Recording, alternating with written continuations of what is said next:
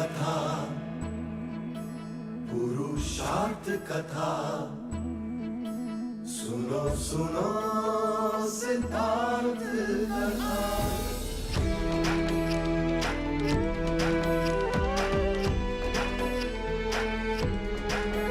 संसार में दुख का कारण क्या, संताप शोक का निवारण क्या। संसार में दुख का कारण क्या, संताप शोक का निवारण क्या। इस खोज में सब कुछ त्याग दिया, हर वैभव से वैराग लिया। वो सृष्टि से संयुक्त हुए, सिद्धार्थ से गौतम बुद्ध हुए।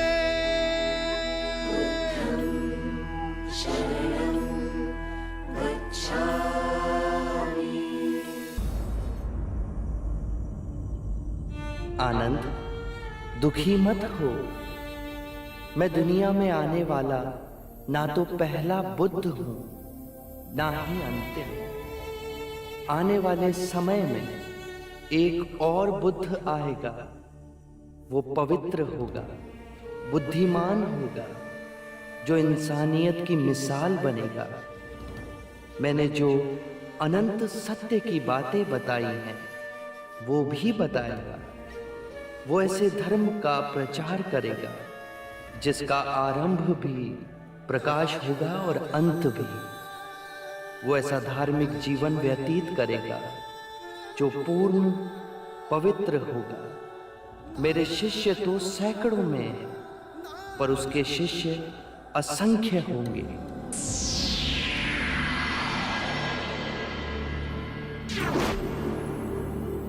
वो मैत्रेय के नाम से जाने जाएंगे।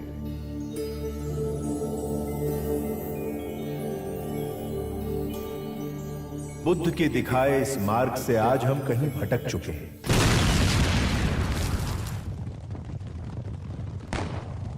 दुनिया भर में हो रही जंग, हिंसा और मान का प्रमाण है। देश और धर्म के नाम पर आज हम टुकड़ों में बंट चुके हैं। इंसान इंसान का दुश्मन बन बैठा है। सदियों से हम अपनी आकांक्षाओं की पूर्ति के लिए युद्ध का सहारा लेते आए हैं। अपनी छोटी बड़ी जरूरतों को पूरा करने की इस दौड़ में बुद्ध का दिया संदेश, उनका दिखाया मार्ग हमारे बीच धीरे धीरे लुप्त हो चुका है।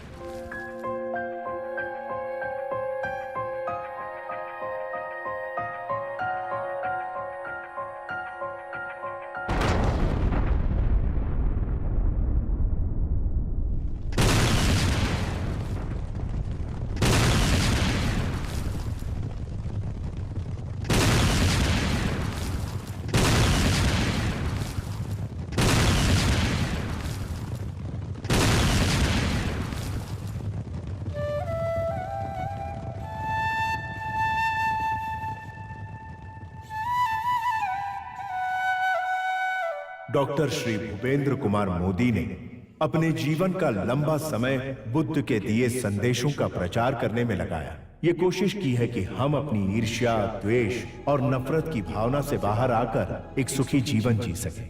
बुद्ध पे बनाई गई उनकी ये धारावाहिक उनकी इसी कोशिश का एक हिस्सा है। बुद्ध के दिए उपदेश आज 2500 साल बाद भी हम पर लागू होते हैं और इसीलिए बुद्ध की कहानी आप लोगों तक पहुंचाना डॉक्टर श्री भूपेंद्र कुमार मोदी के लिए एक जिम्मेदारी थी। आज के एपिसोड के साथ बुद्ध के जीवन यात्रा पर बने डॉक्टर मोदी के इस शो की समाप्ति होगी। हम उम्मीद करते हैं कि ये समाप्ति आपके जीवन में एक नई शुरुआत लेकर आएगी। नमस्कार दोस्तों, मैं अपने आप को बड़ा भाग्यशाली समझता हूं कि मेरा जन्म उस देश में हुआ जहां से बुद्ध की वाणी पूरे विश्व में गूंजी। आज लगता है ज्ञान और प्रेम की भाषा फिर जीत रही है। दुनिया के सबसे बड़े गणतंत्र भारत के प्रधानमंत्री ने अपने पहले स्वतंत्रता दिवस के भाषण में ये कहा कि हमें युद्ध नहीं बुद्ध चाहिए। अहिंसा रूपांतरण है। हिंसा से हिंसा को समाप्त नहीं किया जा सकता। हिंसा प्रेम से समाप्त की जा सकती है और यही प्रकृति का अटल नियम है।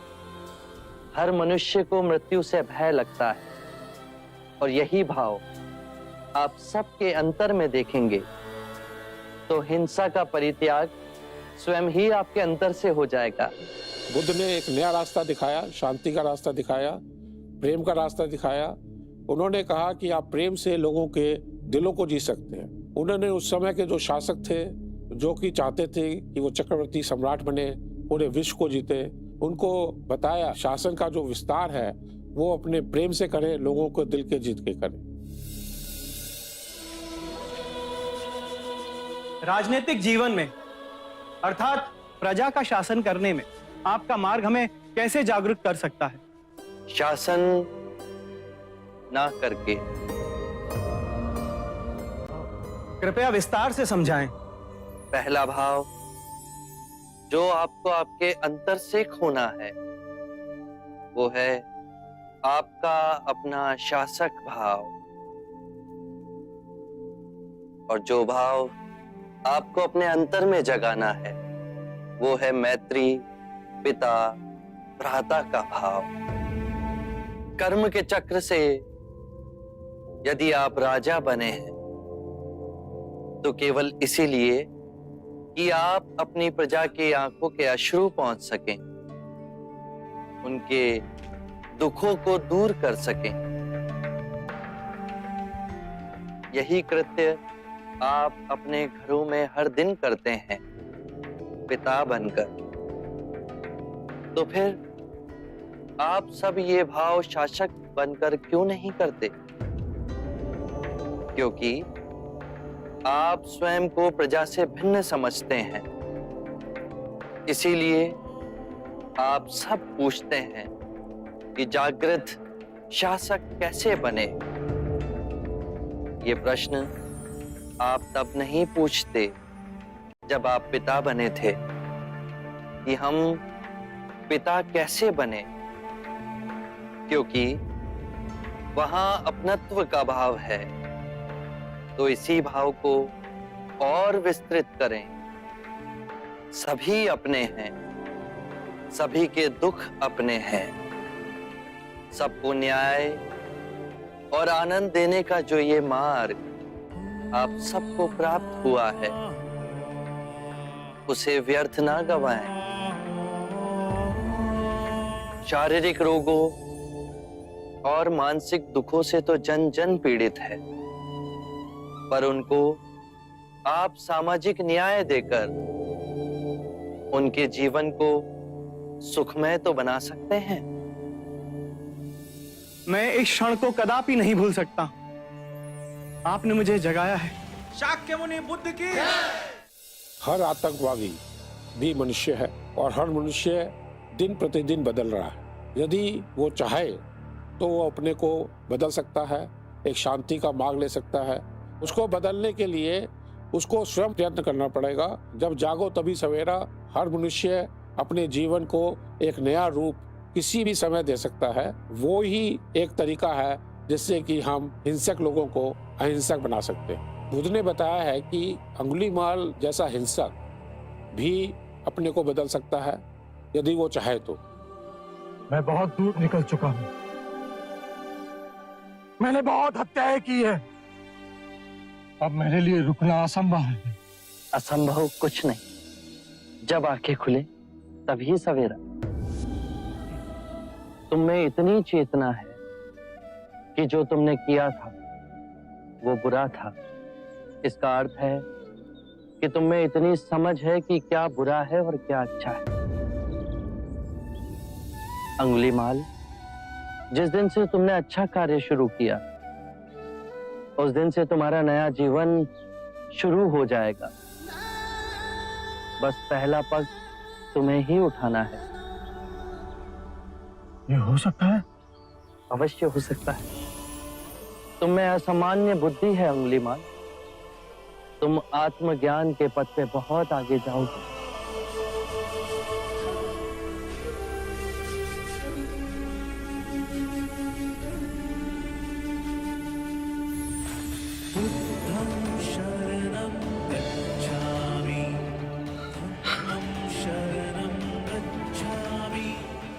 मैं आपको वचन देता हूं, मैं सारे बुराई के रास्ते छोड़ दूंगा, आपके पीछे करुणा के पथ पर चलना सीखूंगा।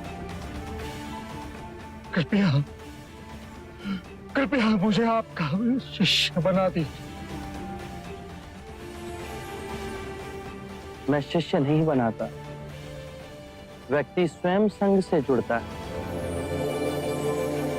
क्रोध में आदमी की सोच और समझ दोनों खत्म हो जाती हैं। क्रोध को यदि वो अपने जीवन से निकाले तो वो संयम से सही डिसीजन ले पाएगा और उस डिसीजन से उसका भी लाभ होगा और बाकी सब लोग का भी लाभ होगा। अच्छा, तो तुम ये कहना चाहते हो कि तुमने शांति को पा लिया और मैं क्रोध को पाल रहा हूं? हाँ? ये तुम कह रहे हो, तुम्हारा अपना क्रोध ही तुम्हें पीड़ा देगा। मैं केवल विवाद कर रहा हूं। विवाद से ही हम क्रोधित होते हैं, परम सत्य का मार्ग छोड़ देते हैं और अपनी आत्म सुरक्षा के लिए प्रयास करते हैं। मैं क्रोध नहीं कर रहा। ये तो अत्यंत शुभ बात है। क्रोध करना अपनी हथेली पर गर्म कोयले को रखने के समान है, जो हम किसी दूसरे पर फेंकना चाहते हैं, पर इस क्रिया में हम स्वयं को ही हानि पहुंचाते हैं। क्रोध मनुष्य की सबसे बड़ी कमजोरी है। बुद्ध ने बताया कि क्रोध ऐसे है जैसे कि जलता कोयला अपने हाथ में रख के आप किसी पे फेंकना चाहें, वो सबसे पहले आपका खुद का हाथ जलाता है।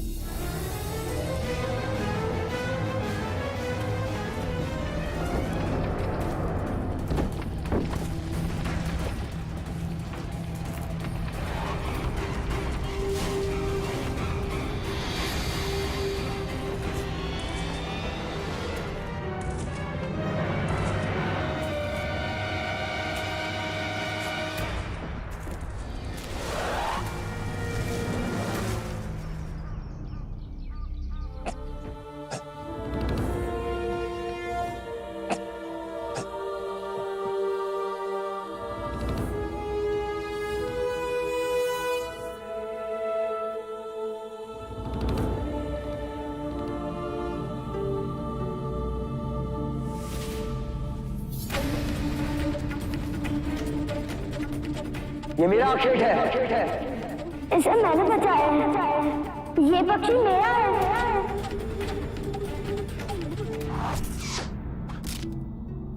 अब ज्येष्ठा को सर्वश्रेष्ठ घोषित कर दे। मैं पक्षियों को नहीं मार सकता।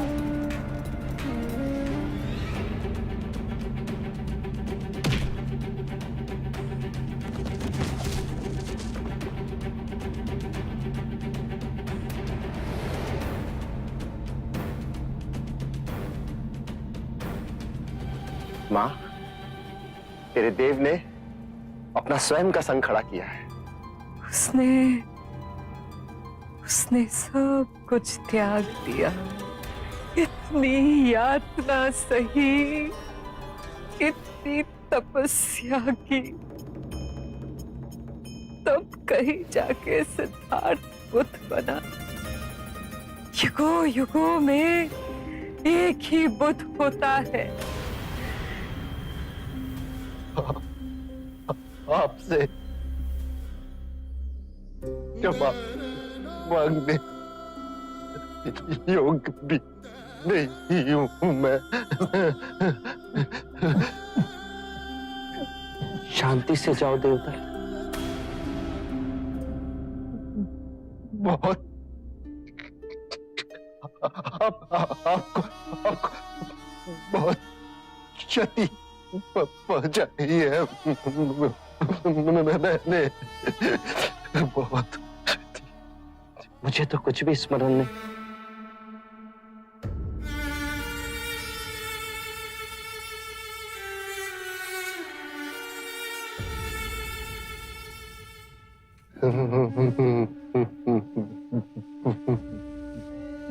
बुद्धं शरणं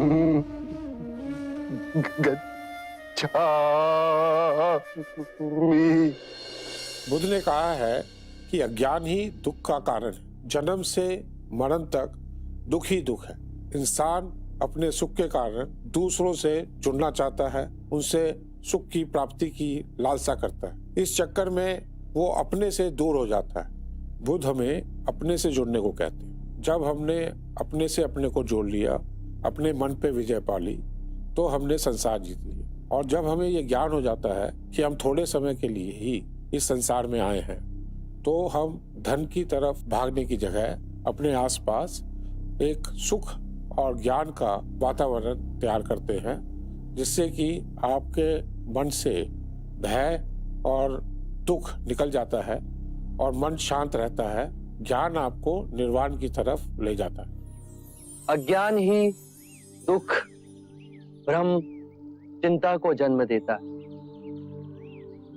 लोभ, क्रोध, अभिमान, दुविधा, ईर्ष्या, भय इसी अज्ञान की संतान है। माया का खेल विपरीत का है, दो रूपों का है। मध्य में ही रहो, धूमकेतु तारे की तरह। ना शरीर को सुखाओ, ना उसकी वासना को चारा खिलाओ। मध्य में ही केंद्रित रहो। जब हम माया के द्वैत रूप को पहचान लेते हैं, तब सब दुख, चिंता समाप्त हो जाती है। तब हमारे अंदर प्रेम और स्वीकृति का भाव जागृत होता है, जो मूल में एक ही भाव है। इस ज्ञान के बाद हम किसी से घृणा नहीं करते, ऐसे व्यक्ति से भी नहीं जो हमसे क्रूरता करता है, वरन ऐसे व्यक्ति को हम सांसारिक भावनात्मक रूप से रूपांतरित करने का प्रयास करते हैं। जब ज्ञान के चक्षु खुलते हैं, तो करुणा ही हमारा स्वरूप है। दुनिया में वही इंसान सुखी है जिसका मन शांत है। मन की शांति आपको कभी किसी भ्रम में नहीं डालती। जिसकी भी आंखों में मैंने अपने लिए प्रेम और आदर देखना चाहा, उसने एक एक कर मुझे ठुकरा दी, और बुद्ध को चुना। बुद्ध अनमोल है। वो समस्त मानव जाति को संवारने आए हैं। वो हम सबके दुख दूर करेंगे। अपनी आंखों से अहंकार का पर्दा हटाओ जात शत्रु। बुद्ध कहते हैं, अल्प ज्ञान ही विवेकहीनता है। बुद्ध कहते हैं कि भय से मुक्त हो जाओ। भयभीत होके ये मत सोचो कि कल क्या होगा, मेरा क्या होगा। किसी पे निर्भर मत रहो, और जब भय को अस्वीकार करोगे तो संपूर्ण मुक्ति मिलेगी। मेरे अंदर के सब घाव एक साथ रिसने लगे हैं। इतनी पीड़ा तो मृत्यु में भी नहीं होती। इस पीड़ा से मुझे छुटकारा चाहिए। इस पीड़ा से मुझे छुटकारा चाहिए। मुझे शांति चाहिए। शांति तुम्हारे अंतर में ही है, उसे बाहर मत खोजो। बुद्ध, मैं भीतर से खंडित हो रहा हूं। मेरे तार तार छिन्न भिन्न हो रहे हैं। तुम्हें संगीत में रुचि है? हाँ बुद्ध, मैं वीणा बजाना जानता हूं। तो एक बात समझाओ, यदि वीणा के तार ढीले हों तो क्या तुम उसे बजा सकोगे? नहीं बुद्ध, वो बेसुर ही बजेगा। सत्य कहा। और यदि उसके तार अत्यधिक कसे हुए हों तो? वीणा बजाने पर तार टूट जाएंगे। अर्थात तार वैसे कसे हों, ना तो वो अत्यधिक ढीले हों, ना अत्यधिक कसे हुए। यदि तारों के बीच सामंजस्य हो तो ही संगीत उभरेगा, है ना? सत्य कहा आपने। अभी तुम्हारे तार कसे हुए हैं अजात शत्रु, चेष्टा करोगे तो वो टूट जाएंगे। स्थिर हो जाओ, शांत हो जाओ और वीणा के तारों की तरह ही अपने अंतर के तार को पहचानने से संगीत उभरेगा, अवश्य उभरेगा। दोस्तों, आज भी हमारे समाज में कई तरह के भेदभाव हैं, चाहे वो रंग भेद, जाति भेद, आर्थिक भेद। गौतम बुद्ध ने इस भेदभाव का विरोध किया है। उन्होंने कहा है कि जब कुदरत हमसे कोई भेदभाव नहीं करती तो हम इंसान क्यों आपस में बंटवारा करते।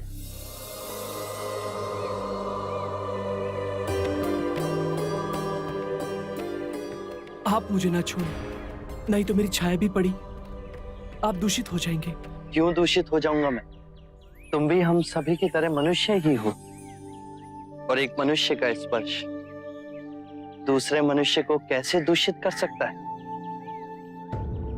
केवल लालच, घृणा, मोह, तृष्णा, हम ही मनुष्य को दूषित करते हैं। कैसे महात्मा हो तुम? तुम्हें तो जाति वर्ण का ज्ञान भी नहीं है। चोला पहने कोई सन्यासी नहीं होता। अरे पाखंडी हो तुम, पाखंडी। जो मानव से उसकी मानवता को छीनता है, पाखंडी वो होता है। यदि मुझे पाखंडी कहे आप सभी को संतोष मिलता है तो ये उचित है, परंतु इस मनुष्य में भी हमारी तरह प्राण बसे। इसे नीचा कहे, इसका तिरस्कार करना सबसे बड़ा पाखंड है। यदि जानते नहीं हो तो मैं बता दूं, ये धर्मशास्त्र है। पाखंड कैसे हुआ?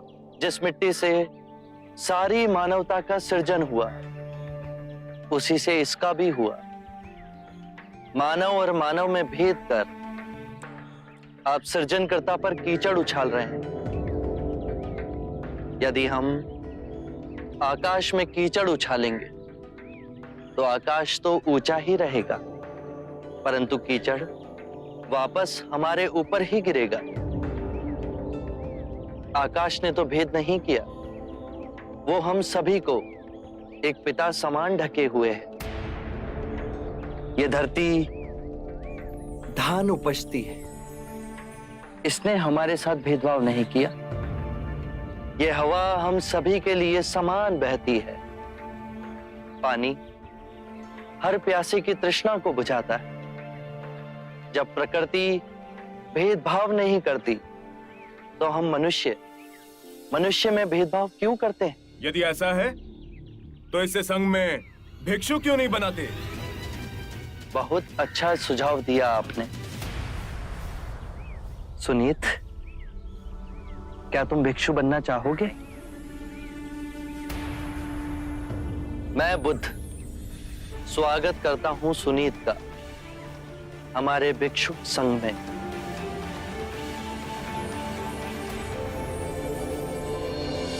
समय के साथ लोग एकता और भाईचारा को भूल गए। सारा समाज 4 वर्णों में विभाजित हो गया। मेरे खुद का परिवार ब्राह्मण, क्षत्रिय, वैश्य और शूद्र में उलझ गया, परंतु बुद्ध की शिक्षा और विचारों के कारण मैं एकता के मार्ग पर निकल पड़ा।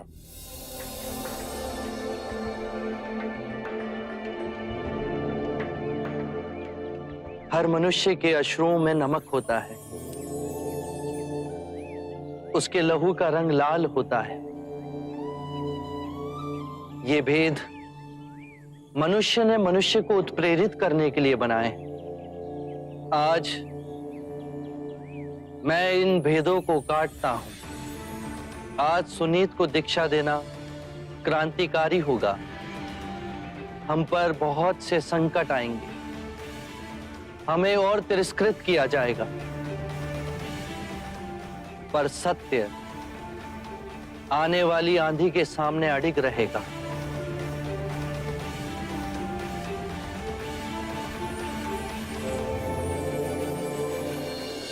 बुद्ध ने बताया कि हर औरत सक्षम है किसी भी क्षेत्र में आगे आने के लिए, जैसा ज्ञान प्राप्त करना चाहे करे, और यहाँ तक कि वो यदि चाहे तो उसको भी बुद्धत्व की प्राप्ति हो सकती है।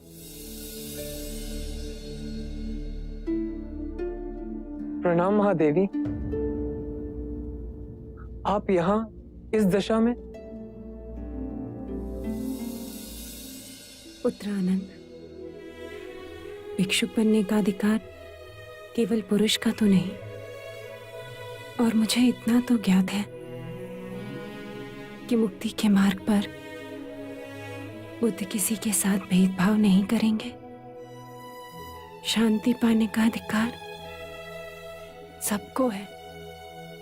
बुद्ध ने स्वयं कहा है, धनी, निर्धन, छूत, अछूत सब संघ में आ सकते हैं। आशा है स्त्रियों के साथ भेद ना होगा। आप सभी भोजन और स्नान करके आइए। आज ही आपको दीक्षा दी जाएगी। जब हमारा कोई प्रियजन, माता पिता, भाई बहन या कोई मित्र की मृत्यु होती है तो हम दुख का अनुभव करते हैं। उस समय क्या हम अपने मन को शांत कर सकते हैं? देखिए बुद्ध ने इसके बारे में क्या कहा।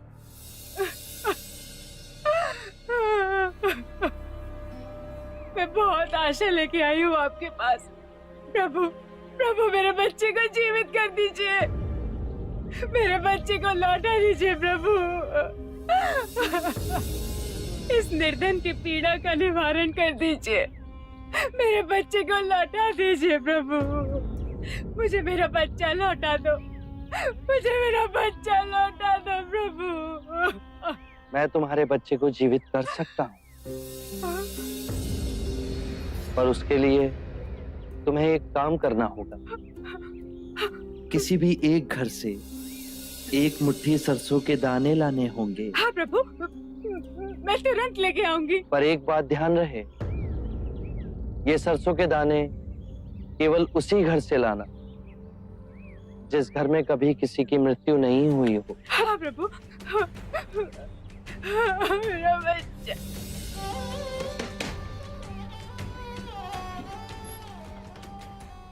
एक मुट्ठी सरसों का दाना मिलेगा? हाँ अवश्य मिलेगा, मांगा भी तो इतना सा।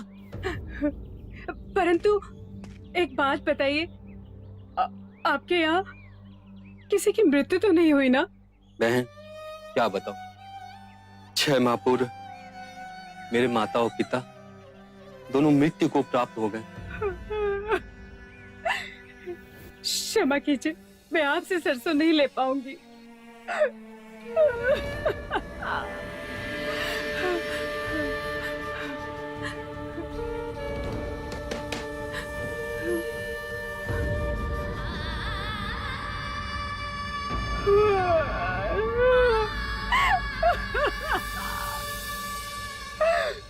मेरी पत्नी का देहांत हो गया। मेरा युवा पुत्र मर गया। मेरा पुत्र, मेरी बहू दोनों मर गए। मेरी बीवी, मेरा बच्चा सब बाढ़ में बह गए।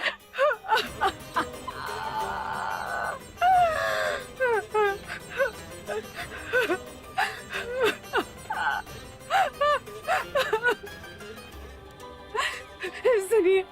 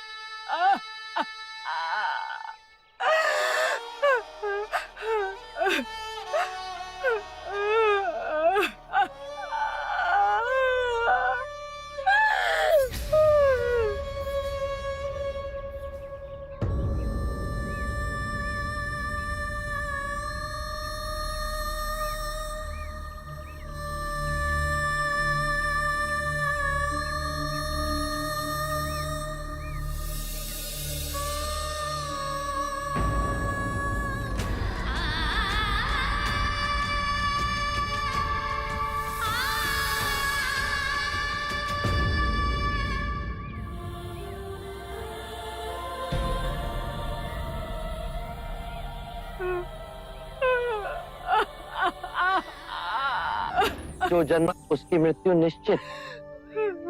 यही प्रकृति का नियम,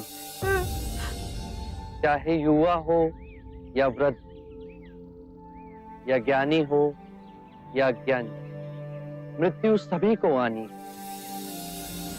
ये बात मैं तुमसे पहले कहता तो क्या तुम इसे मानती?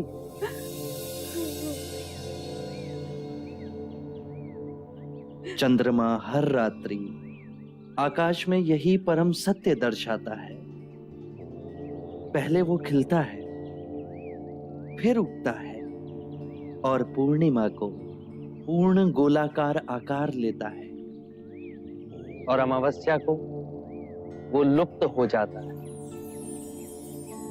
परंतु वो लुप्त नहीं हुआ, वो केवल अप्रगट हुआ। तुम्हारा पुत्र अभी जीवित है, परंतु तुम्हारे अंतर में। हाँ, उसकी अटखेलियां, उसका बालपन। तुम शांत हुई तो समझ सके। परम सत्य ये है कि जब तक सृष्टि रहेगी, दुख मनुष्य के साथ छाया की तरह चलेगा। इस दुख का कारण है वस्तु से स्वयं को बांधना, ये जानते हुए कि वस्तु क्षणभंगुर है। प्रभु, प्रभु इससे मुक्ति कैसे पाए? मुक्ति के लिए विवेक जगाना आवश्यक है। जो आए, चाहे दुख की सूचना या आनंद की परछाई, स्वयं को इन दोनों के बीच स्थिर करो। इस मार्ग पर चल दुख के बंधन टूटेंगे और परम सत्य की उपलब्धि होगी। और जब तुम्हारे अंतर में ये चेतना जागेगी तो तुम पाओगे कि जन्म मरण, मिलन वियोग दो नहीं, एक ही है। यदि आप खुश रहना चाहते हैं तो ये जरूरी है कि आपके आसपास के लोग खुश रहे। एक सुखी वातावरण में कोई भी आदमी अकेला या दुखी नहीं रह सकता। इस सुखी वातावरण के लिए जरूरी है रिश्ते, वो रिश्ते जो आप लोगों से अपने उद्देश्य की पूर्ति के लिए बनाते हैं। रिश्तों की महत्ता को समझते हुए ये जरूरी है कि आप सबको सम्मान और प्रेम दें। हर रिश्ता विश्वास पर टिका हुआ, जैसे कि आदर्श रिश्ता जो एक दूसरे के उद्देश्य की प्राप्ति के लिए एक दूसरे की सहायता करते हैं। दाम्पत्य जीवन में सामंजस्य होना अति आवश्यक है। यदि पति और पत्नी के बीच में मधुर संबंध होंगे तो परिवार का सौभाग्य बढ़ेगा और परिवार का सौभाग्य फैलकर संपूर्ण मानव समाज को हर्षित करेगा। पति और पत्नी को सांसारिक रूप से ही नहीं, अपितु धन कमाने की भावना और शरीर के बंधनों से ऊपर उठना होगा। पत्नी पति के ही शरीर का एक अंग है। पति को सर्वदा अपनी पत्नी का आदर करना होगा, उसे मान देना होगा। पति को भूले से भी किसी के भी सामने अपनी पत्नी का अपमान नहीं करना चाहिए। पतिव्रत का पालन पत्नी करती ही है, पति को भी पति धर्म का पालन करना चाहिए। पत्नी का धर्म है पति से सर्वदा प्रेम करना, पति के परिवार को स्वयं का परिवार बनाना, उसके परिवारजनों के लिए सर्वदा अपने हृदय में प्रेम और सेवा का भाव रखना, अतिथियों का आदर करना। यदि परस्पर विश्वास से जिए तो परम ज्ञान की ओर एक साथ जाओगे। कृपा प्रभु, जीवन आपके दिखाए पथ पर चले, उसके कुछ मूल नियम बताने का सौभाग्य दें। अच्छे मनुष्य की संगत करो। बुरे केवल वो हैं जो ध्यान पूर्वक नहीं जी रहे, वो तुम्हारा भी ध्यान छीन लेंगे। अपने आसपास ऐसा वातावरण बनाओ जिससे आत्मिक वृद्धि हो। जब अंतर्मन शुद्ध होगा तो आपके सभी कृत्य धार्मिक हो जाएंगे। जो भी करो, चाहे अपना व्यवसाय या गृहिणी का कार्य, उसे गहनता से समझकर उत्तम करने की चेष्टा करो। खाना भी पकाओ तो कार्य की तरह नहीं, अभूतपूर्ण अवसर की तरह। अपने और अपने पति के माता पिता, अपने बच्चों और आपके जीवन से जो भी जुड़े हैं, उनकी देखभाल करो। केवल अपने लिए स्वार्थी हो जीवन ना जियो। अपना धन, वैभव, सुख, संपदा सब में बांटो। जुआ और नशे से दूर रहो। स्मरण रहे, हर सवेरे जब आंख खुलती है तो हमारा नया जन्म होता है, और इस दिन क्या करना है वो अत्यंत महत्वपूर्ण है। मनुष्य कृतज्ञ भाव से जीना भूल गया है। सांसारिक को यह स्मरण रहे कि उसे क्या क्या संपदा मिली है। वृक्ष मिले, पुष्प मिले, वायु मिली, जल मिला है, आकाश मिला है। ये संपदा हमने तो नहीं कमाई। इन सभी के लिए अपने अंतर में धन्यवाद का भाव हो। कृतज्ञ भाव से हर दिवस को जीते हुए सोचो। यदि बहुत कुछ नहीं सीखा तो कुछ तो सीखा। यदि कुछ ना सीखा तो हम अस्वस्थ तो नहीं हुए, और यदि अस्वस्थ हुए तो हमारी मृत्यु तो नहीं हुई। यदि कृतज्ञ भाव से भरकर जिएंगे तो इस सुंदर जीवन के प्रति पुष्प के समान खिल जाओगे। मृत्यु क्या है? क्यों हमें मृत्यु से भय लगता है? जन्म, बचपन, जवानी, बुढ़ापा और फिर मृत्यु, ये तो जीवन का क्रम है। तो क्या हम मृत्यु के समय सुख का अनुभव कर सकते हैं? बुद्ध के पिता की मृत्यु के समय उन्होंने क्या अनुभव किया और क्या समाज को संदेश दिया? आइए देखें। तुम्हें देखने की इच्छा में मैंने सांसें संभाल के रखी थी। पिताश्री, धीरे धीरे सांसें लीजिए। इस समय आपकी सांसें सबसे अधिक महत्वपूर्ण हैं। मैं, राहुल, नंद, आनंद, महानाम, हम सब आपके साथ सांसें लेंगे। जीवन की क्षण भंगुरता में मैंने अनुभव किया है, जीवन की तृष्णाओं में स्वयं को उलझा दिया तो आनंद कभी प्राप्त नहीं होता। सादा जीवन यदि व्यतीत करो तो आनंद प्राप्त होता है। सिद्धार्थ, तुम्हारे कपिल वस्तु से जाने के बाद महाराज ने सादा जीवन ही व्यतीत किया। तुम्हारे दिखाए हुए मार्ग पर ही चले। पिताश्री, आप मुझे देखिए, राहुल को देखिए, नंद को देखिए, बाहर लहलहाते पेड़ों को देखिए, उन पे हरे पत्तों को देखिए। आप ध्यान से देखेंगे तो पाएंगे कि जीवन कभी समाप्त नहीं होता, वो निरंतर चलता रहता है। वैसे ही आप मुझ में जीवित रहेंगे, राहुल में जीवित रहेंगे, नंद में जीवित रहेंगे। यहाँ जितने भी आपके प्रियजन हैं, उन सभी में आपकी जीवन ऊर्जा विद्यमान है। देखिए, राहुल आपके शरीर का ही अंश है।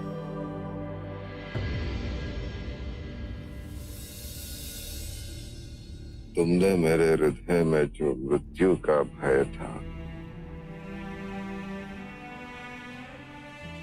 दिखा दिया।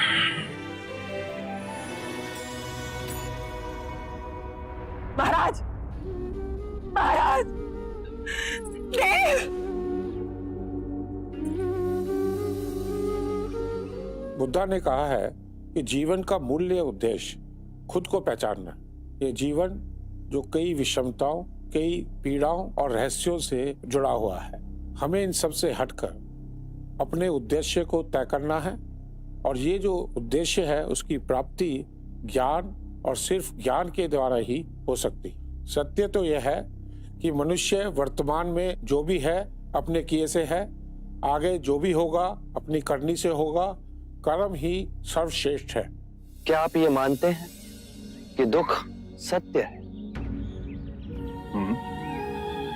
क्या आप ये भी मानते हैं कि दुख के कारण भी है? हाँ। यदि कारण है तो दुख तो रहेगा, और यदि कारण ही समाप्त हो जाए तो दुख भी लुप्त हो जाएगा। जैसे सूर्य के प्रकाश से अंधेरा। आप सुनी सुनाई बातें नहीं कहते, अपने गहन अनुभव के आधार पर कहते हैं। आप धर्म और सिद्धांत की नहीं, देखी हुई बातें कहते हैं। आपने कहा कि मुक्ति का मार्ग है अपने विवेक को जगाना और गूढ़ ध्यान में लिप्त हो जाना, जिससे मनुष्य स्वयं को और इस संसार को भली भांति समझ सकता है। परंतु एक प्रश्न है, ये जो सारी विधियां हैं, रीतियां हैं, पूजा पाठ हैं, क्या ये सब व्यर्थ है?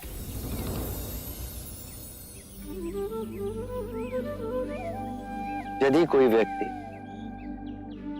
इस नदी के दूसरे किनारे पर जाना चाहे तो वो क्या करे? यदि जल गहरा नहीं है तो वो चलकर जा सकता है, और यदि जल गहरा है तो वो नाव की सहायता से जा सकता है या स्वयं तैरकर जा सकता है। यदि वो चलना ना चाहे और ना ही तैरने को तैयार हो और ना ही नाव ले जाने को तैयार हो, और वो कहे कि मैं प्रार्थना करता हूं इस नदी का दूसरा किनारा स्वयं चलकर मेरे पास आ जाए, तब तो ऐसे व्यक्ति को मूर्ख कहेंगे, महामूर्ख। इसी प्रकार यदि व्यक्ति अज्ञान और भ्रांति को अपने विवेक से मिटाएगा नहीं तो परम आनंद और मुक्ति के दूसरे छोर पे कैसे पहुंच पाएगा? चाहे वो पूजा करे या अनुष्ठान या व्रत करे या किसी नीति पर चले, वो इस किनारे ही रहेगा।